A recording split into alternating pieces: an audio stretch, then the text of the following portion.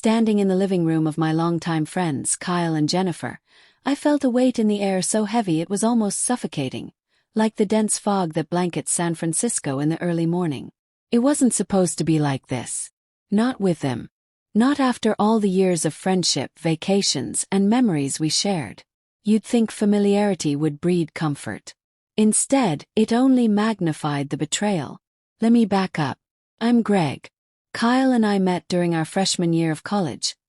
Two guys with nothing but cheap beer, late-night study sessions, and dreams of success bonding us. It was around that time that I met Sandy, the woman I would later marry. Her best friend. Jennifer. But everyone called her Jen, and Kyle fell for her hard. We all became a tight-knit group. Over the years, we added more to the circle. Ron and Val, Kevin and Sarah. All of us in our early 30s, no kids, driven, comfortable. The husbands bonded over craft beer and golf. The wives over shopping and day trips. It was a simple rhythm and it worked. 3 months ago, we planned a much-anticipated vacation to Las Vegas. A full week of golf, sightseeing, gambling and drinks. A perfect escape. But just days before we were supposed to leave, my job threw a wrench in the gears.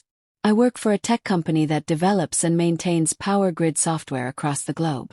A last-minute emergency in Amsterdam meant I had to fly out immediately.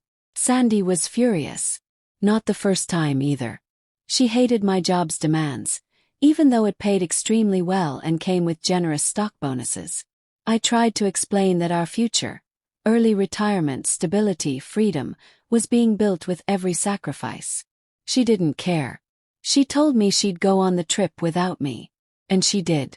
The night before my flight, the house was silent. No goodbye kiss, not even a hug. Just a slammed door. I left feeling like a stranger in my own marriage. The trip to Amsterdam lasted just under 2 weeks. I sent texts every day. Left voicemails. Nothing. Not a single reply. When I returned home, it was like I never existed. Cold. Distant. And now, here I was, standing in Kyle and Jen's living room. And even their invitation to sit felt like a formality. An awkward, hollow gesture. "I thought you were my friend," I said quietly, my voice tight with betrayal, eyes fixed on Kyle. I couldn't even look at Jen. "What? Greg, what are you talking about?" "We've been friends since college," Kyle said, his voice shaking slightly. "Then let me ask you this," I said, leaning in. "How would you feel if I knew something about Jen? Something awful, something that could have spared you pain, and I just kept it to myself?" Their eyes darted to each other, suddenly unsure of where this was going. Jen scoffed. "Greg, Sandy isn't some." "Don't say it," I cut in sharply. "Don't pretend you didn't know. I had every right to kick her out. That house was mine long before she came along." Kyle tried to be the diplomat. "Greg, let's cool down. None of this language is helping. You need to focus on repairing your marriage, not..." "Stop," I snapped. "Are you seriously going to stand there and tell me you didn't know she slept with someone else in Vegas?" Kyle's face tightened. His discomfort was obvious, his eyes avoiding mine. "Greg, I swear. Nothing happened in Vegas," he said. But his voice cracked. "You're lying," I said flatly. "And you're terrible at it. Friends don't lie to each other, Kyle. You didn't just lie, you watched me get hurt. You let it happen." Jen jumped in, her tone dismissive. "You have no proof she cheated. This paranoia, it's childish. Grow up."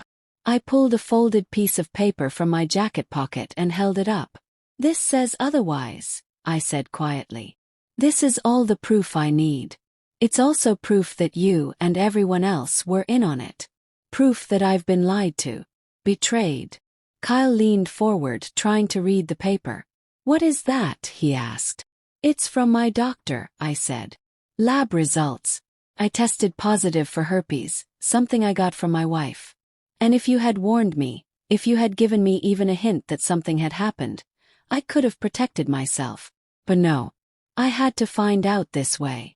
There was a beat of stunned silence. Kyle looked crushed. "Oh my God. Greg, I didn't know." I knew she hooked up with someone, but I didn't know it would. I should have said something. That's right, I said. You should have. You could have saved me from this. Instead, you all covered for her.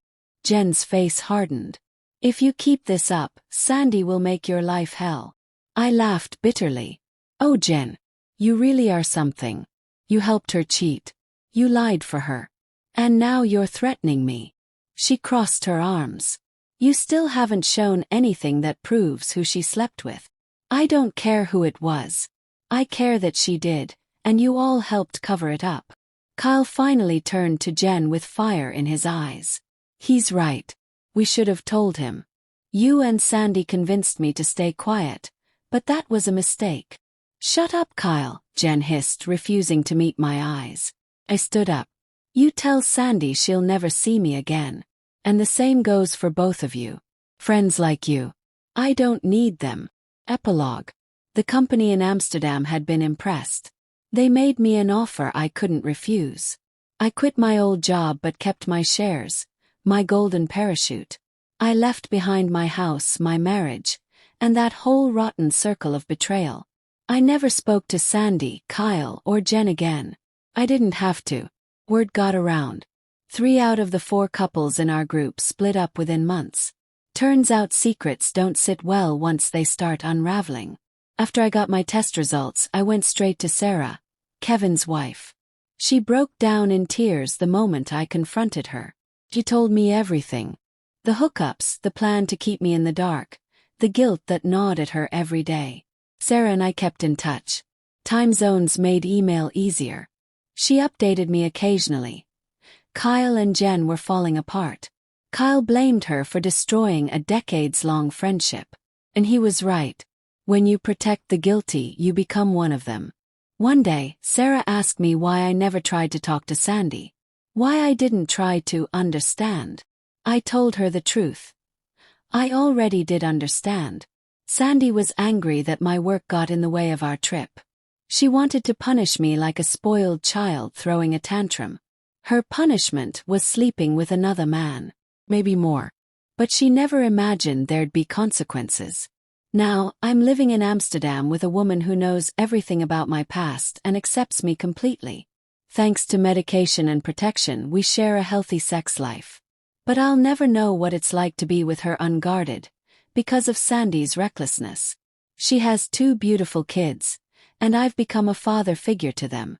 Life didn't turn out the way I planned. But it's good. It's real. And that's more than I ever had with Sandy. Life moves on. Life finds a way.